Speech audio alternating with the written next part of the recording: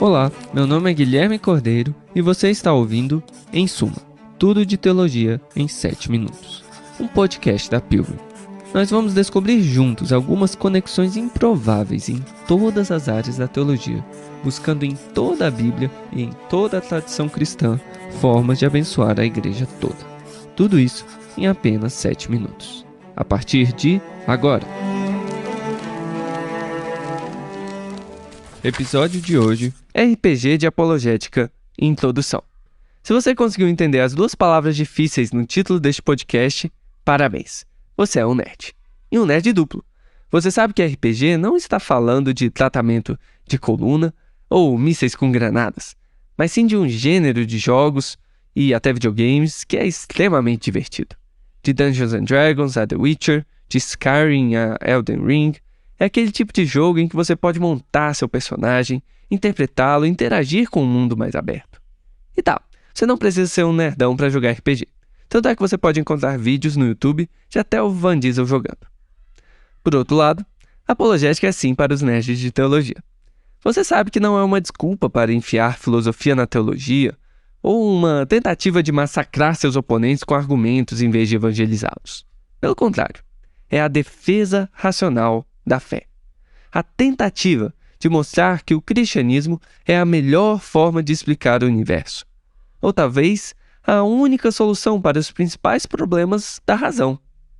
Ou ainda talvez um estilo de vida singular em um mundo desesperador. E aqui você já consegue ver qual é o meu problema. Existem muitos apologistas e cada um tenta convencer os incrédulos a virem para a fé cristã de um jeito. Desde personagens bíblicos como Elias no monte ou Paulo no Areópago, até judeus cristãos como Filo de Alexandria e os primeiros apologistas como Justino Mártir, Irineu e Clemente de Alexandria, está no nosso sangue argumentar em favor de Deus. Só que esses argumentos variam e muito. Tem gente que diz, você não precisa de apologética, Deus é como um leão, é só você abrir a jaula. Tem outros que dizem, você não precisa de apologética, isso é só filosofia mal feita.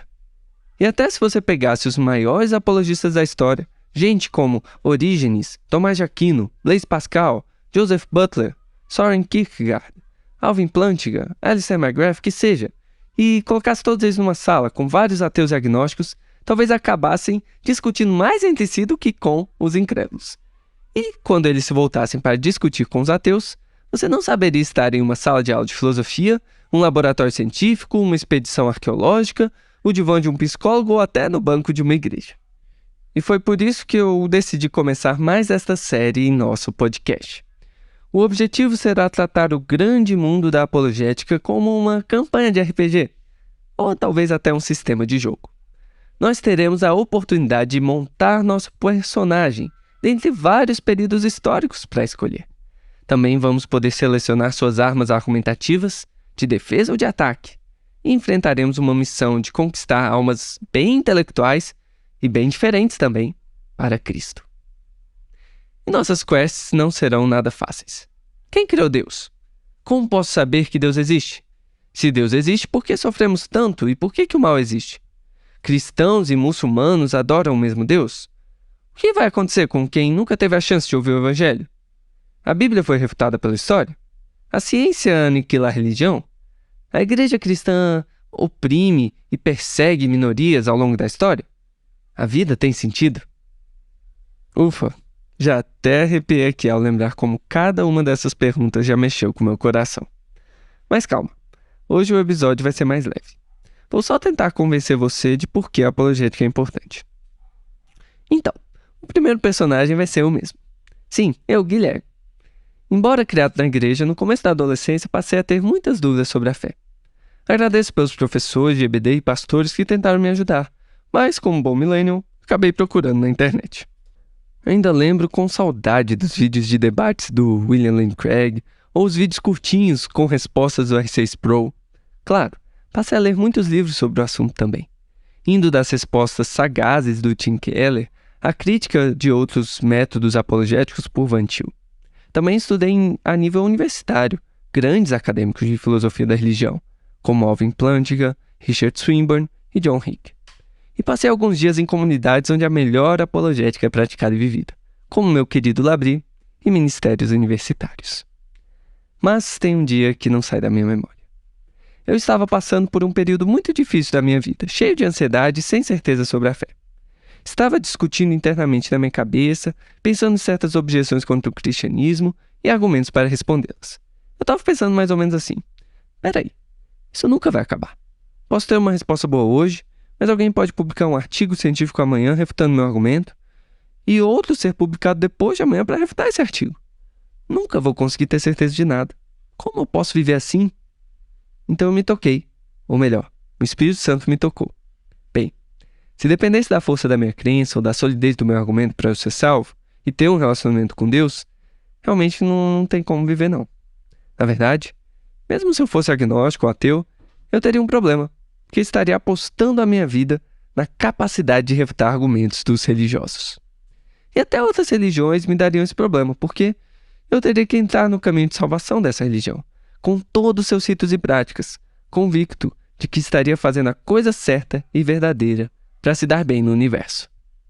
Mas, em Cristo, eu não preciso ter todas as respostas, porque minha salvação não depende disso. Depende só dele. O que eu aprendi nessa jornada é o que eu colocaria como meu primeiro argumento apologético dessa série.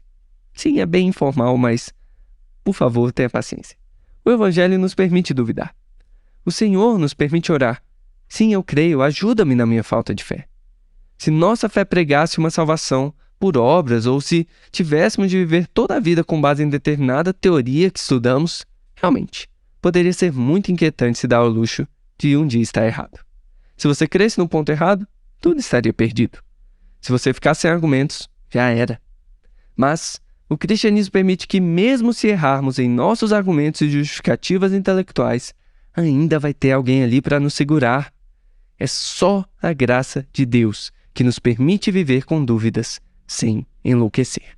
Tudo bem, talvez não foi o silogismo que você estava esperando, mas tem gente que vai se convencer muito por esse tipo de argumento. E isso vai depender da sua personalidade, da sua visão de mundo, da sua criação e talvez até da geração a que você pertença. Mas não se preocupe, como toda história de RPG que se preze, logo vamos entrar numa taverna e encontrar os parceiros de nossa jornada. Até lá, fique com as palavras de Chesterton, que ilustra muito bem o que aprendemos hoje. Somente o místico, cristão, o homem que aceita contradições, pode rir e andar com tranquilidade sobre este mundo. Inclusive, sobre este mundo da apologética.